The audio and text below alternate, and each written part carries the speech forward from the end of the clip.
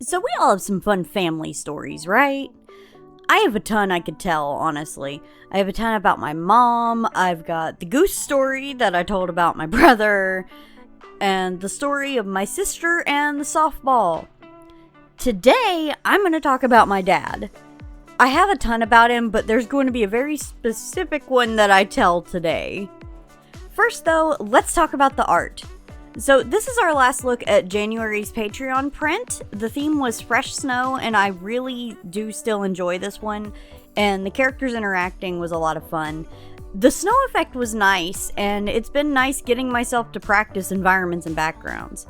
It's still something that I do need a lot of practice on, but I'm genuinely enjoying the opportunity to get better at my craft.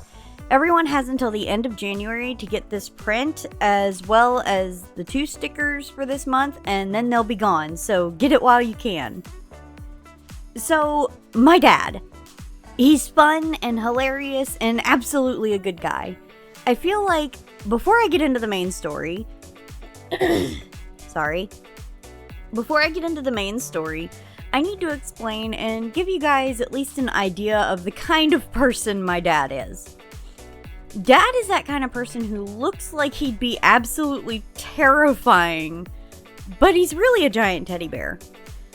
Visually, to give you a better idea, let me describe him. He's really tall, has short dark hair and a goatee now, but he used to have long black hair and a beard. Has tattoos, a black leather jacket with skulls embroidered on it, and I guess to put it simply, I can say that he looks like he walked out of either a metal band or a biker gang. Despite that though, he adores kids, does crochet, and he started that before I did, plays guitar, and just like the entire family, his heart essentially turned to mush when he became a grandfather when my sister and my brother had kids. Okay, so as a little side story real quick, I do want to tell him, this is pertinent to the fact that I mentioned that he does crochet. One of my nurses where I work has told me about her first real impression of my dad. Now at the time, this is when he had the long black hair and a beard, and his hair was held back by like a do-rag. And again, the leather jacket with the skulls. And the first time that one of my nurses met him, like actually met him face to face, had heard about him but hadn't actually like met him, she said that she comes into the building, and now with our job there is a bit of downtime, and sometimes during that downtime I do it, you find something to do. And at the time it was crochet. So she walks into the kitchen where Dad is chilling, and essentially she walks into this man who, again, looks like he walked out of a biker gang or a metal band, just sitting there crocheting, sitting there working on something. And I still just think that's hilarious, and I wanted to share that because it does give like an idea of the contrast that who my dad is versus how he looks. And I honestly think that my dad is one of those who is a perfect demonstration of you really can't oh, pardon me. That you really can't judge a book by its cover. It's just, he's a perfect example of that. So, Dad has always been one of my biggest cheerleaders in my endeavors. He always encouraged my art, even providing critique. He came into my life the Easter before I turned 7. Mom and he had met, and they got on really well. So once she was sure, my sister and I got to meet Dad and the little boy who would be my brother. And once we were all together, it was like our little family was finally what it was meant to be. It was like our little family finally became complete. And it didn't take long at all for me to get really attached. Now, I was always way more of a tomboy, even back before I realized I was non-binary, so having Dad around was awesome. There were times where we'd do like little building projects. I can remember we made, I think it was a bird feeder or a birdhouse, because the wood glue was a pain to work with. And I remember that really distinctly. But we would play Legos because I loved blocks, and we just bonded.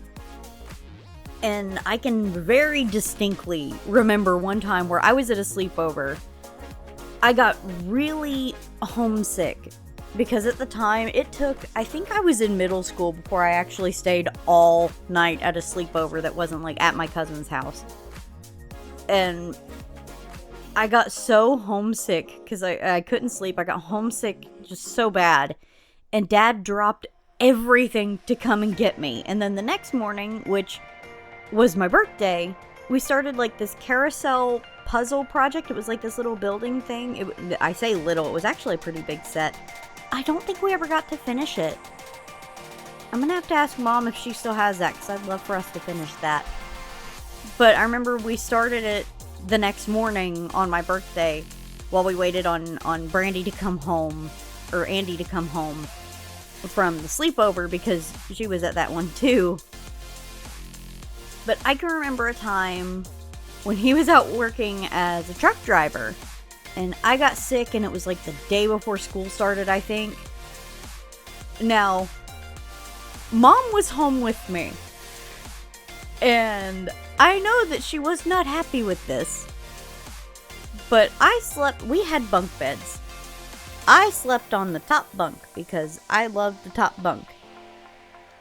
And, I absolutely loved the top bunk. That was where I slept. The only time I didn't, and that we switched bunks, was when I broke my wrist. So I had to lay on the bottom bunk for a while, because climbing up to it was hard. Because, like, the way they were built, they didn't have a ladder. You literally climbed the end of the beds. Like, the ladder was the end of the beds, the way it was built. So, it was harder for me to get up in there with a cast on my arm, obviously. But anyway, I was on the top bunk, and I got sick, and I threw up from the top bunk of the bunk bed all over Mom, and then promptly burst into tears, crying for Dad. I am sure my mother wanted to strangle me, and I don't really blame her, to be honest, because I just threw up all over her, and I am crying for Dad instead. And I know she wanted to strangle me for that.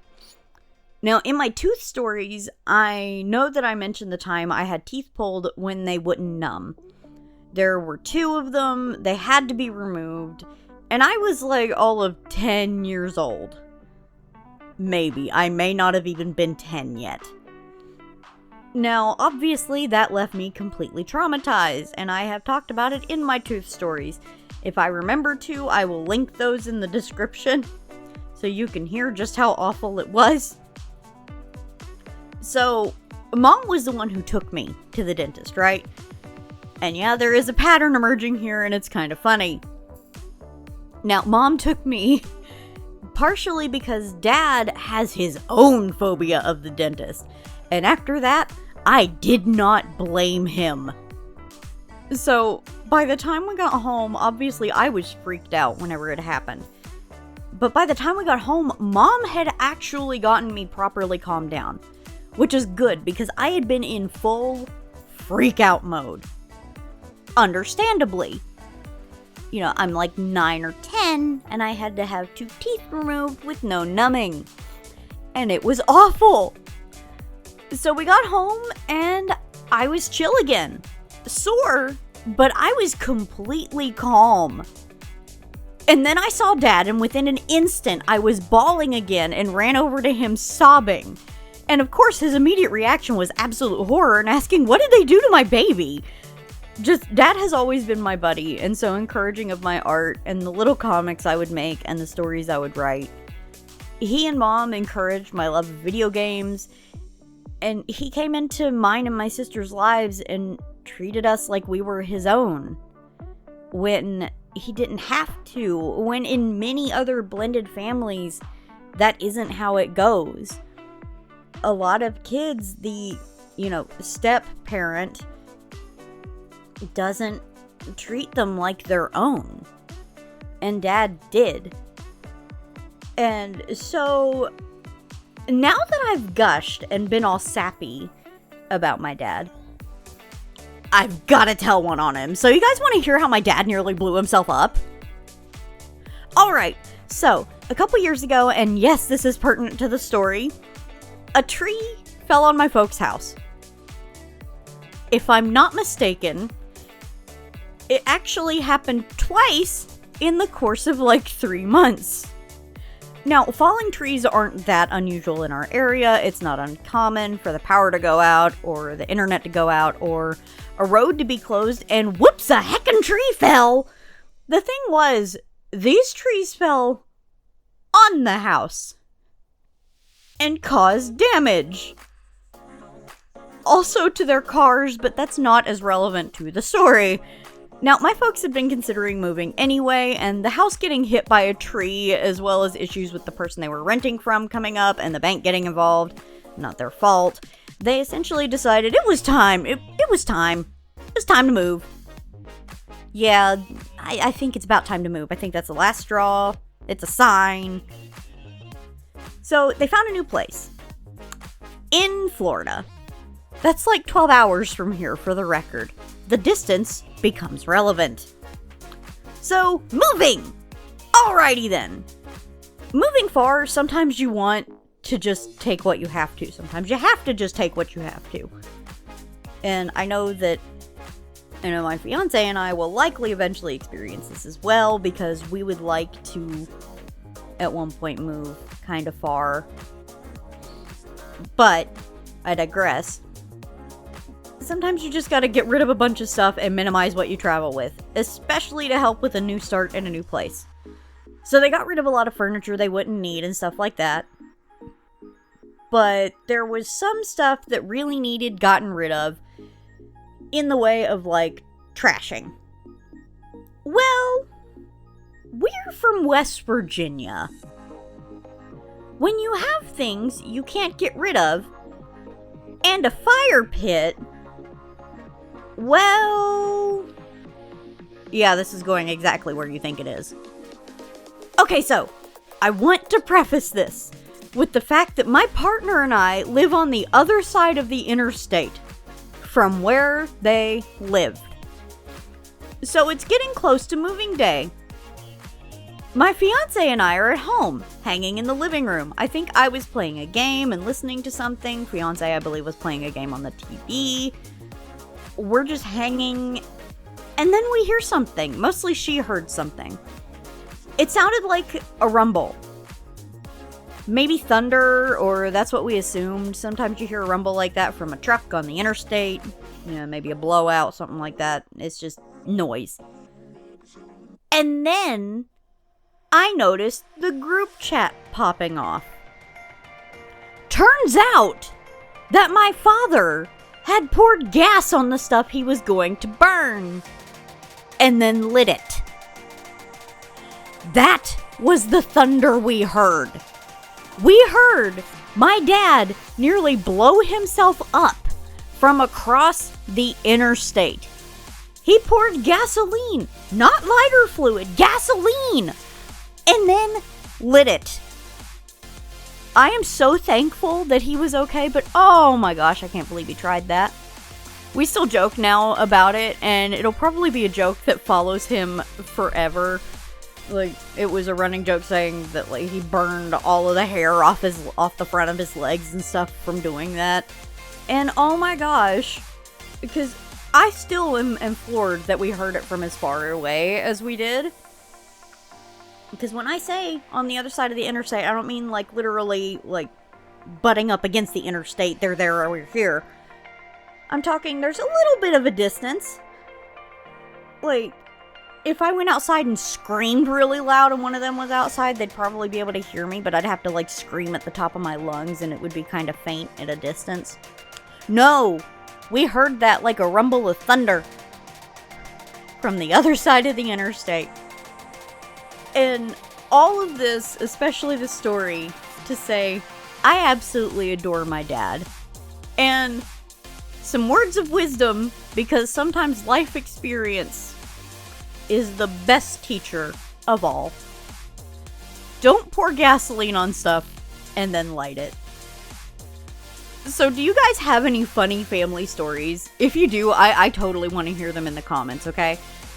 I really do, because I love funny family stories. I have a ton of them, especially because my family is just silly and goofy, and we're all just unapologetically weird, and I love that. It is the best thing about my family, it really is. But I really want to hear if you guys have any interesting ones, or if you have any questions that maybe, about my family where I could end up telling another story. But thank you guys so much for watching, and thank you to my patrons, Inside Chaos, Salmon, and I hope I don't mess this up, Creativa Artly? I keep trying to say it wrong. I keep trying to say creatively arty. I think it's Creativa Artly. And I adore you guys, and thank you guys so much for your support. And thank you everyone for watching. And I will see you guys next time. Bye!